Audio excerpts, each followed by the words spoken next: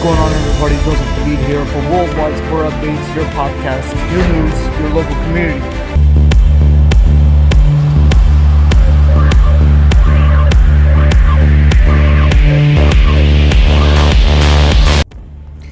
Good morning, sports family! Happy Friday! Yes, it is Friday, October 14th, 2022. I hope everybody had a great week, ladies and gentlemen, and ready for this upcoming weekend. It is TGIF. Thank you for tuning in, ladies and gentlemen, to our podcast, Worldwide Sport Updates, wherever you may be, across the world or across the country, wherever you're hearing this podcast. It is your podcast, your news, your sports, your local community. It's your host, Joseph Hadid here, ladies and gentlemen. Thank you for joining us on this Friday morning. And ladies and gentlemen, we have some sports to recap for you. And let's first and foremost start off with some World Cup news, ladies and gentlemen. Yes, a lot of people have been asking me, ladies and gentlemen, and this subject has been neglected a whole lot. It's about the World Cup that will be starting next month for Qatar, ladies and gentlemen. So, with that being said, drowning in bad publicity, has Qatar's World Cup soft power push backfired? Qatar has received an avalanche of bad publicity ahead of hosting the World Cup in November and December, ladies and gentlemen. The football extravaganza has promoted Western media and NGOs to decry the desert's nation's human rights record, notably concerning the treatment of migrant workers. But while this may dent Qatar's soft power, its abundant natural gas reserves are a more formidable tool of influence than ever as the energy crisis racks Europe. Qatar's ruler was at once jubilant and determined back in the year 2010 when FIFA made it to the 2022 World Cup host. Today we celebrate, but tomorrow the work begins, said then Emir Hamad bin Khalifa Al Thani. It was the biggest success for oil-rich Gulf states' use of football to boost their profiles. A strategy first demonstrated when a private equity group linked to Abu Dhabi's royal family that bought Manchester City in 2008. And aggrandizing soft power through sports is an especially big priority for Qatar. However, controversy surrounded the 2022 World Cup from the off. FIFA's announcement of Qatar's winning bid prompted many to wonder why a country whose team never qualified for the World Cup should host it. A headline in The Guardian attributed Qatar's win to political craziness. None other than Barack Obama's chipped in. Making Qatar's host was the wrong decision. Then, U.S. President said, Qatar and FIFA addressed concerns about footballers playing in the desert's nation, blistering summer heat, deciding in 2015 to move the tournament from June to July to November and December. But the shift only provoked complaints about disruption to the club's game schedule. Above all, concerns about exploitation of migrant workers have featured promptly in the international media. Amnesty International and Human Rights Watch shone a light on mistreatment of people constructing a stadium in a 2016 report titled Qatar World Cup of Shame. The Guardian followed up in 2021 with an investigation finding that at least 6,751 immigrant workers died in Qatar from 2010 to 2020, ladies and gentlemen. How about that? Sad. 10 years from 2010 to 2020.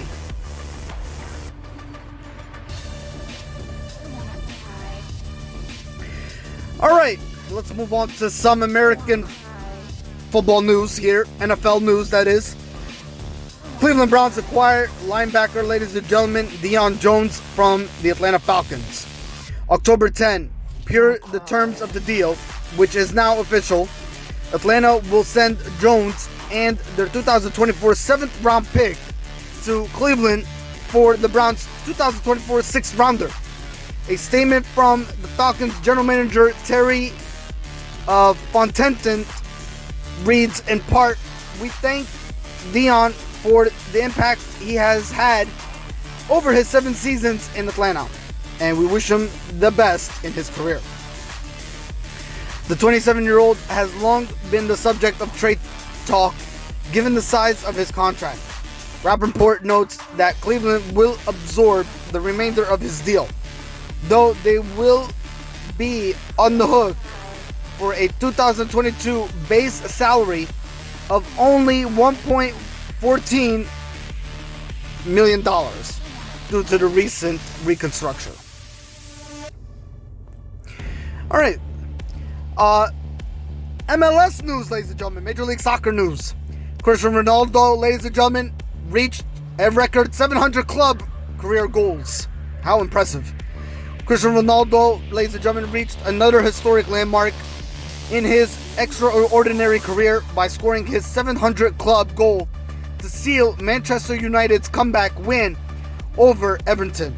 The 37-year-old Portuguese forward becomes the first and only player in this present generation to score 7 times 100 goals in football history. His 700 club goal extends his tally over Lionel Messi, with Argentina forward scoring 691 goals for the FC Barcelona and Paris Saint-Germain. All right, let's move over to some Major League Baseball news. Philadelphia Phillies, ladies and gentlemen, how exciting is this? Philadelphia Phillies have signed manager Rob Thomson to a 2-year extension. Rob Thomson is the interim Phillies manager no more. Yep, so they removed the Phillies interim and made him permanent. The Phillies announced this past week that Thomson has been signed to a 2-year extension covering the 2023-2024 season, shedding his interim label and installing him as the team's official manager. Thomson, 59 years of age, opened the season as the bench coach to then manager Joe Girardi, but was promoted when the Phillies fired Girardi on the heels of an ugly 22-29 recorded season. To the start of that season, that is.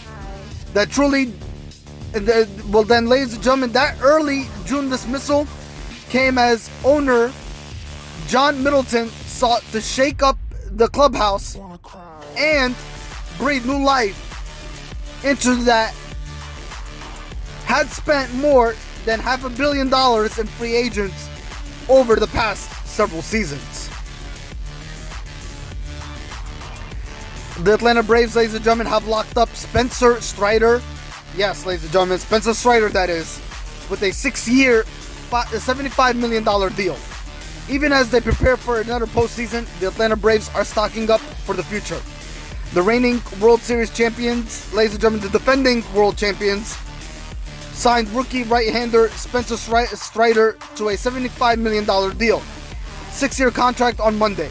The latest in a series of long-term deals for their young core.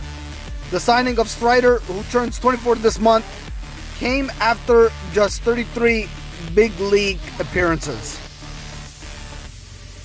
But he's quickly Well, yeah, ladies and gentlemen, but he's quickly become one of the team's most popular players with his 100 miles per hour fastball and a bushy mustache. That's all everybody knows who he really is all about.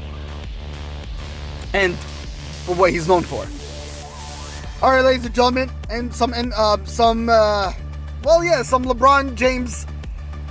Well, actually, you know what? His son.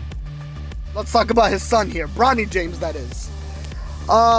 So in a move that's felt inevitable for years now, Nike is officially welcoming LeBron James' son, Bronny James, to the Swoosh family.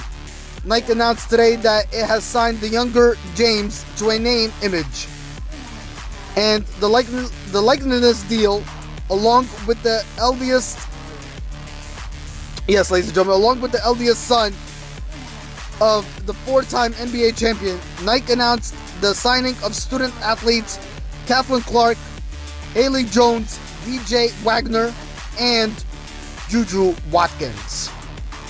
Bronny has repped Nike throughout his time at Sierra Canyon, lacing up pairs of his father's shoes, as well as a plethora of Kobe's, KD's, and other Nike basketball offerings.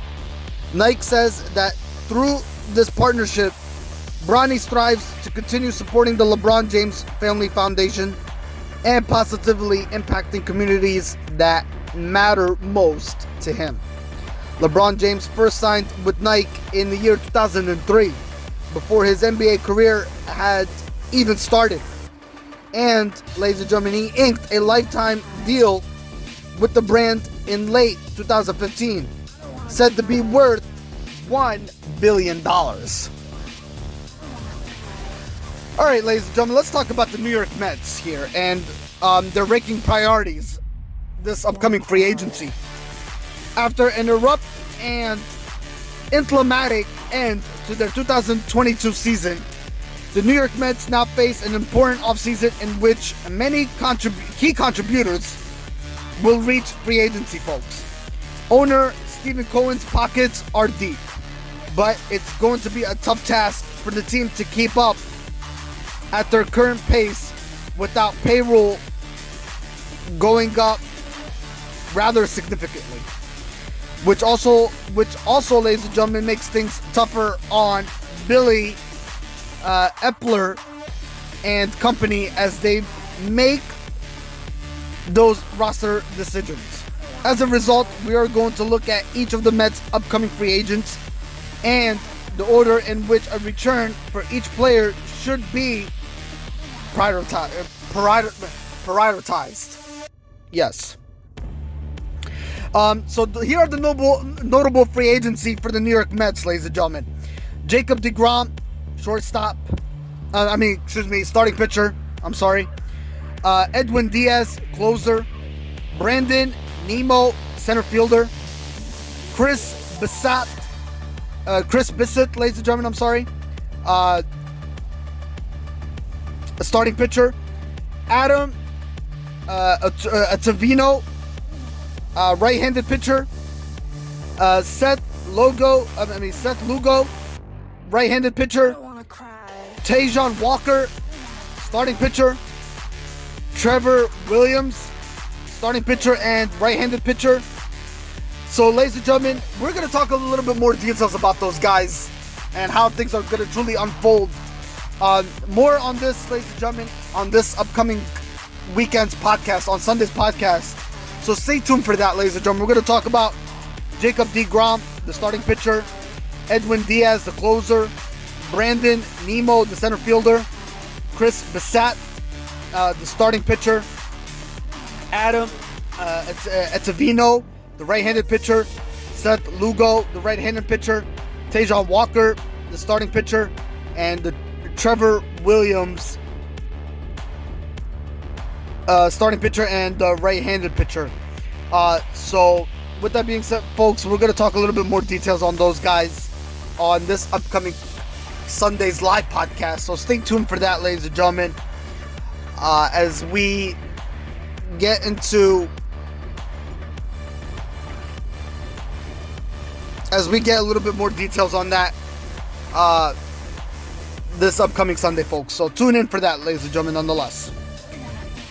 All right, NFL to discuss changes to roughing the passer penalty as former quarterback Chris Sims says incorrect calls are ruining the sport. The NFL, ladies and gentlemen, plans to discuss, but not change, roughing the passer penalties. A source has told the Associated Press former NFL quarterback Chris Sims they're ruining the sport, in his quotes, ladies and gentlemen. Every week right now, we're seeing plays that dictate football games, and Johnny referee steps in. Protecting quarterbacks is a priority for the NFL, whose owners pay big money to the players who represent the face of their franchise. 25 quarterbacks are making at least $25 million this season. As a result, roughing the passer penalties are called when an on-field official deems a defensive player to have made illegal contact with the quarterback. The NFL rulebook also notes, when in doubt about a roughness call or potentially dangerous tactic against the quarterback, the referee should always call roughing the passer. Yes, so they're going to discuss that a little bit more, ladies and gentlemen, but no changes are going to be made, according to the NFL. Tom Brady, Kim Clijsters to buy Major League Pickleball team. Yes, you heard that right, folks. Tom Brady and Kim Clijsters, they're going to be buying the Major League Pickleball team. Two legendary athletes, football star Tom Brady and four-time tennis Grand Slam winner Kim Clijsters, ladies and gentlemen, sorry for mispronouncing that name, are joining the growing number of high-profile investors in Major League Pickleball. Pickleball, a sport that combines aspects of tennis, badminton, and ping pong on outdoor badminton-sized courts, has been called the fastest growing sport in the country. Major League Pickleball began play in 2021 and has already attracted some significant names from the sports world as investors. Last month, it was announced that a group featuring LeBron James and his business partner Maverick Carter and Draymond Green and Kevin Love were investing in the league. They joined a roster that already included Drew Brees and former tennis star James Blake. The Buffalo Sabres, ladies and gentlemen, this is all. Here's some NHL hockey news. As NHL hockey regular season has just started, ladies and gentlemen. Yes, this past week. The Buffalo Sabres, ladies and gentlemen, have signed head coach Don Granato to a multi-year contract extension. The Buffalo Sabres signed coach Don Granato to a 2-year contract extension on Wednesday, rewarding him for the team's improvement in his first full season. Granato had 2 years left on his existing contract and is now locked up through the 2025-2026 season. He will make just under $2 million in each season of that extension, not including bonuses. A person with knowledge of the deal told the Associated Press the person spoke on the condition of anonymity because the Sabres did not reveal the terms of the contract.